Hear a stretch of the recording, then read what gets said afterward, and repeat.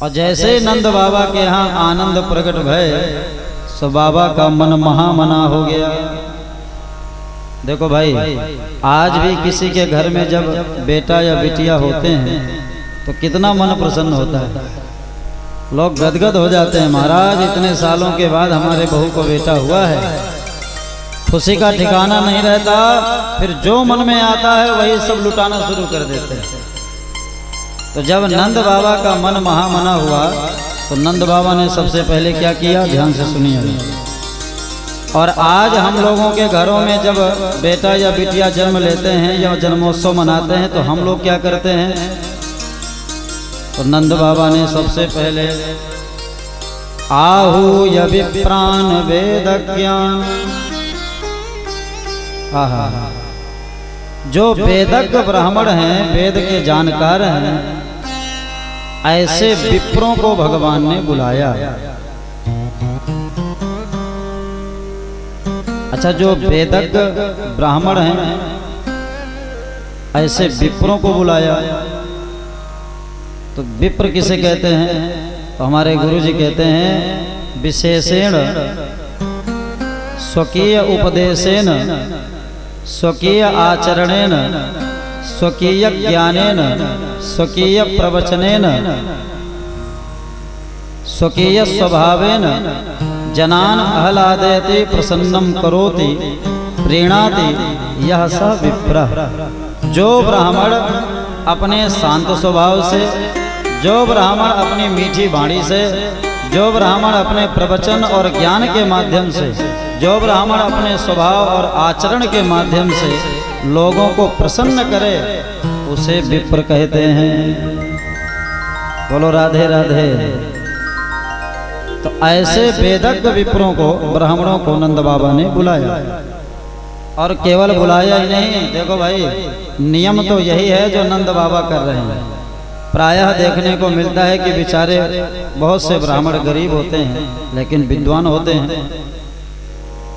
तो अगर कोई ब्राह्मण विद्वान है और गरीब है, आपके घर में आवे तो हमें क्या करना चाहिए, नंद बाबा सिखा रहे हैं, स्नातः सुचिरलंकृतः।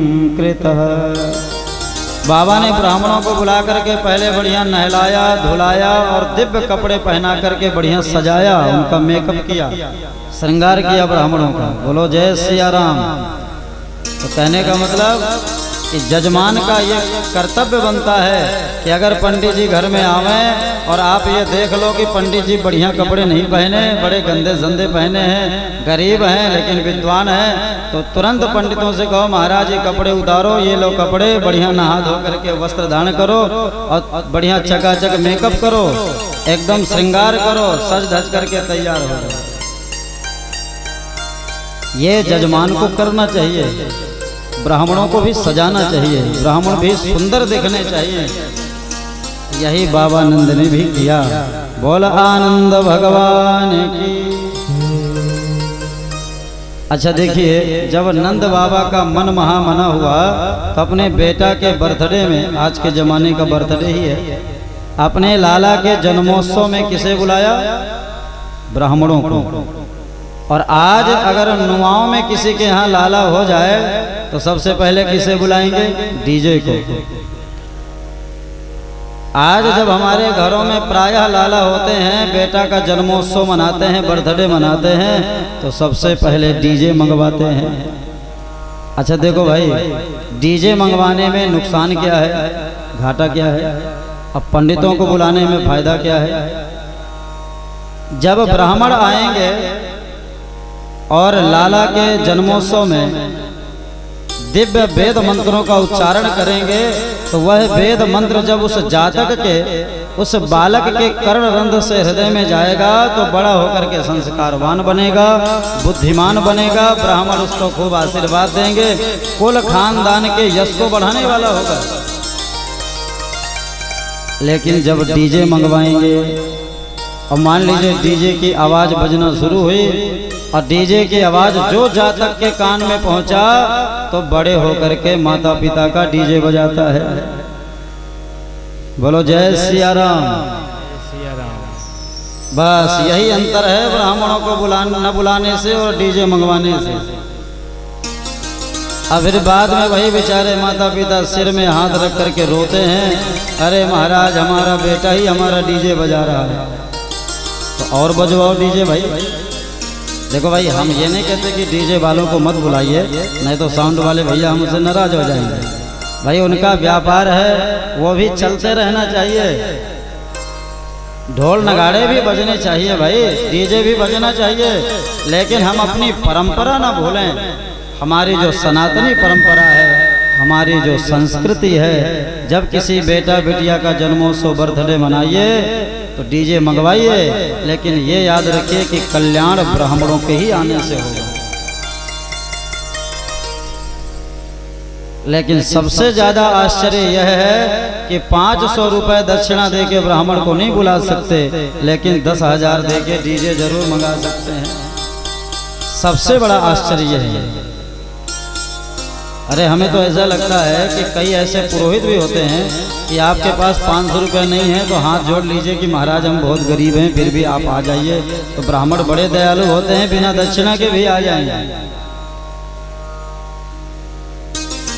तो आज सबसे ज्यादा जब किसी का मन प्रसन्न होता है तो सबसे पहले डीजे को मंगवाते हैं, और डीजे के बाद फिर शराब और मुर्गे की पार्टी होती है प्रायः। और जहाँ शराब मुर्गे खा पी करके मस्त हो जाते हैं तो बाद में लात भूसे की पार्टी होती है। लात भूसे के बाद जब खोपड़ी फूट जाती है तो बाद में जेल खाने में सड़ने की पार्टी होती है। बस यही होता है। इसलिए नंद बाबा ये दुनिया को शिक्षा दे रहे हैं कि अगर अपने बेटा या बिटिया का जन्मोत्सव मनाओ तो उसमें ब्राह्मणों को बुलाओ, बढ़िया अभिषेक करवाओ, सत्यनारायण की कथा सुनो, ब्राह्मणों से आशीर्वाद लो, वेद मंत्रों का उच्चारण करो। बोल वृंदावन बिहारी लाल की। इसलिए नंद बाबा ने ब्राह्मणों को बुलाया, ब्राह्मणों ने विधिवत स्वस्ति वाचन किया, उनसे हाथ जोड़ करके प्रार्थना किया कि हे ब्राह्मण देवताओं, वाचयित्वा स्वस्त्ययनम जात कर्मात्मजस्य वै कारयामास विधिवत् पितृदेवार्चनम तथा। नंद बाबा ने कहा है ब्राह्मण देवताओं, आप लोग मेरे लाला के जन्म के बाद जो भी जात कर्म संस्कार होते हों वो विधिवत करिए। और देखो भाई, देवताओं की पूजा बाद में करिएगा, पहले पितरों की पूजा करिए। बोल पितृदेवताओं की। आप लोग ये याद रखिएगा, जिस घर में बेटा न हो रहे हो, संतान की वृद्धि न हो रही हो, तो समझ जाना चाहिए कि लग रहा है हमारे पितृदेवता हमसे नाराज है। और जिस घर में बेटा सुपुत्र निकल जाए, कुल खानदान आगे बढ़े, वंश प्रसन्न रहे, समझ जाना पितरों की कृपा बरस रही है। इसलिए हर एक गृहस्थ वालों का परम धर्म है कि देवताओं की पूजा बाद में करो, लेकिन हमें अपने पितरों की पूजा अवश्य करनी चाहिए।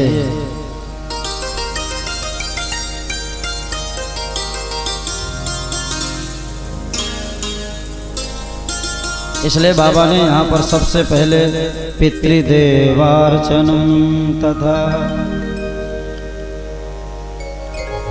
इसलिए जब बेटा होवे या बिटिया तो हमें ब्राह्मणों को बुला करके जात कर्म संस्कार कराना चाहिए।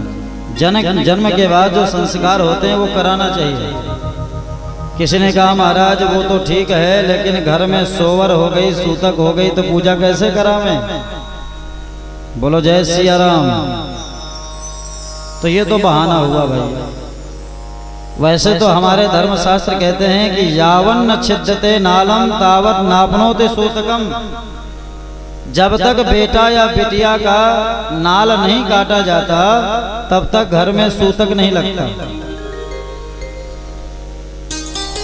इसलिए विद्वान कहते हैं, शास्त्र कहते हैं कि नाल कटने से पहले भाई नाल कटने में भी समय लगता है। उससे पहले अगर कोई पिता अपने संतान के प्रति ब्राह्मणों को दान संकल्प कर दे तो उस समय किया हुआ दान अक्षय होता है और जातक के लिए कल्याणकारी होता है। और देखो भाई यहाँ पर नंद बाबा ने किया थोड़ी है। अगर आपके घर में सूतक है, सोवर है, तो भाई पुरोहित किस लिए होते हैं?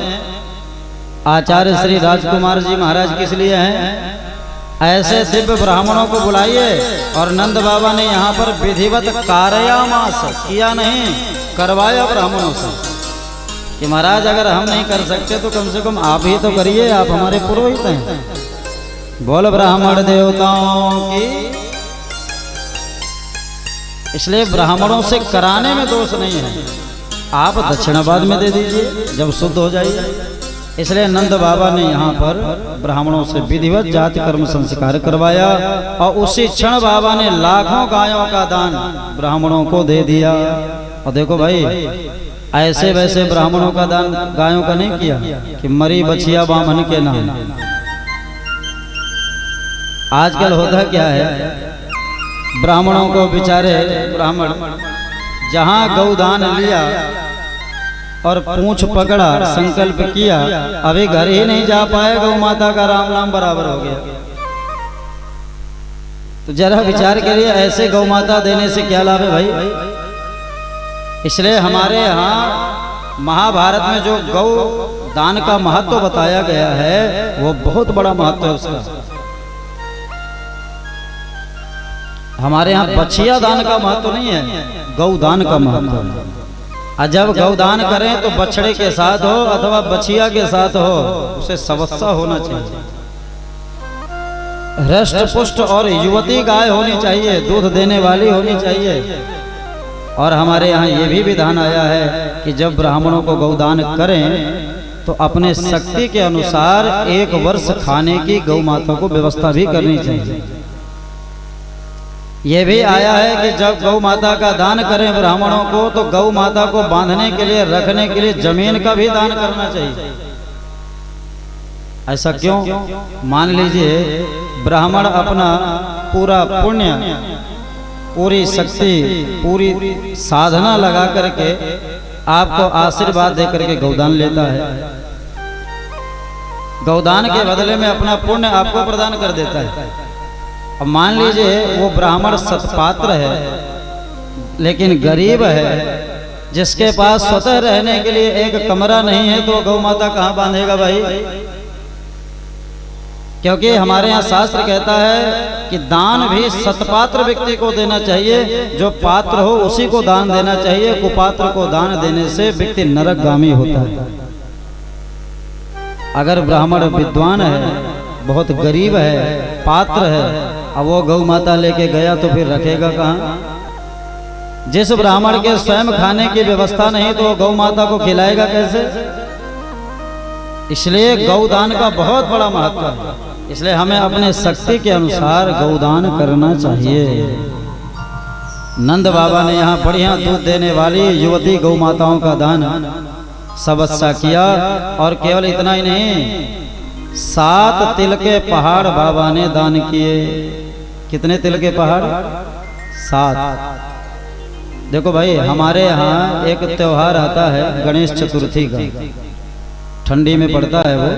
उस समय वो जो कंद इत्यादि आते हैं उबाल करके बढ़िया गणेश जी को चढ़ाया जाता है। और उस समय माताएं तिल का पहाड़ बनाती हैं। पहाड़ का मतलब मां मुंडेश्वरी वाला पहाड़ नहीं, तिल का पहाड़ एक एक कटोरी में भर करके ब्राह्मणों को दान दिया जाता है, क्योंकि तिल के दान का बहुत बड़ा महत्व है। इससे बच्चों की आयु बढ़ती है। इसलिए नंद बाबा ने तिलाद्रीन 7 रत्नौघ 7 कौम्बांबरावृतान, बाबा ने 7 तिल के पहाड़ दान किए ब्राह्मणों को। हाथी दीनो घोड़ा दीनी और दीनी पालकी जय कन्हैया। बाबा ने अद्भुत उत्सव मनाया। याचक सब ही अयाचक की ने, जितने गरीब थे रोड़पति थे सब करोड़पति बन गए। बाबा चांदी लुटा रहे थे, ध्यान से सुनिएगा। सो लोग ब्राह्मण लोग भर भर के बोरा में चांदी लेकर के जा रहे थे। तो जैसे लेकर के गए तो सामने से दूसरे ब्राह्मण मिल गए। अरे पंडित जी क्या ले जा रहे हो? अरे महाराज बाबा पहले दरवाजे में चांदी बांट रहे हैं। तो उसने कहा अरे मूर्ख बाबा दूसरे दरवाजे में सोना बांट रहे हैं। सो चांदी का बोरा वहीं गली में पटक दिया और सोने के दरवाजे में खड़े हुए सोना भर भर करके ले जा रहे थे। तो दूसरे लोग मिल गए, कहाँ जा रहे हो, क्या लिए हो? अरे महाराज बाबा दूसरे दरवाजे में सोना बांट रहे हैं। अरे मूर्ख सोना नहीं बाबा, तीसरे जब दरवाजे में मोती बांट रहे हैं। तो सोना के बोरा वहीं गली में फेंक दिया और मोती के दरवाजा की ओर चल दिए। लेके जा रहे थे तो एक ने कहा अरे भैया तेरी मती मारी गई क्या? बाबा चौथे दरवाजे में हीरा बांट रहे हैं। सो मोती का बोरा वहीं फटक दिया गली में ही और हीरा लेने के लिए चल पड़े। सुखदेव जी कहते राजन नंद बाबा ने इतना अद्भुत दान किया कि उस दान को देख करके पूरे ब्रह्मांड के जो वित्त मंत्री हैं कुबेर, वो भी लज्जित हो गए। कुबेर ने कहा कि वाह प्रभु धन्य है आपकी लीला। आज नंद बाबा ने जितना दान कर दिया उसका 1/4 भी मेरे खजाने में नहीं है। बोल नंद के लाला की।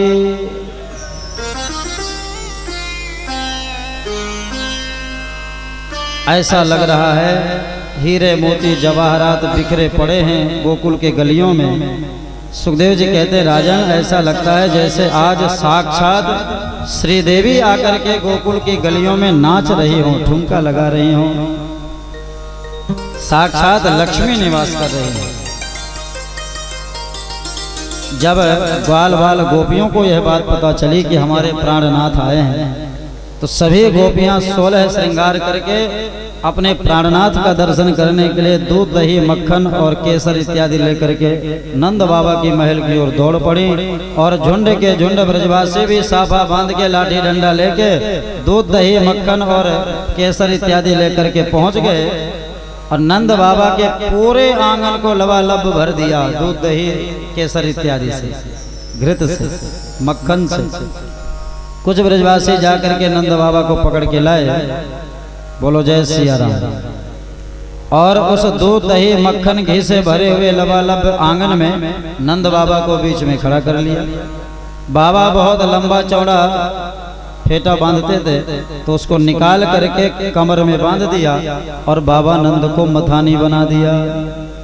तो जैसे पुराने जमाने में माताएं मथानी से दधी मंथन करती थी, वैसे कुछ ब्रजवासी रस्सी पकड़ करके पटका पकड़ के इधर खींचे तो नंद बाबा चक्र घड़ने की तरह घूम जाए, इधर खींचे तो नंद बाबा ऐसे घूम जाए।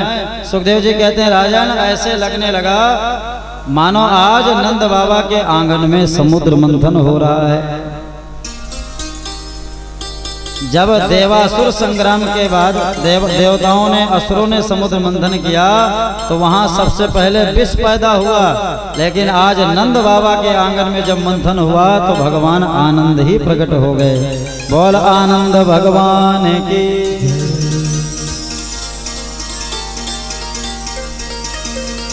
बाबा जब हाथी का दान कर रहे थे तो पार्वती मैया गणेश को लेकर के आई थी। तो पार्वती मैया को लगा कहीं हाथी का बच्चा समझ के हमारे गणेशा का दान न कर दे। सब पार्वती मैया छाती से चिपका करके बैठ गई, बाबा थोड़ा हमारे तरफ ध्यान देना, इसका दान मत करना। भगवान भोलेनाथ नंदी में बैठ करके आए, बैल का दान कर रहे थे। सो पूंछ पकड़ करके नांदी का खड़े हो गए। भोलेनाथ बाबा ये मेरा नांदी है, इसका दान मत करना। ऐरावत में बैठ करके हाथी आया, इंद्र आया, हाथियों का दान कर रहे थे तो इंद्र सूंड पकड़ के खड़ा हो गया, महाराज मेरे ऐरावत का दान मत करना। बाबा ने अद्भुत उत्सव मनाया।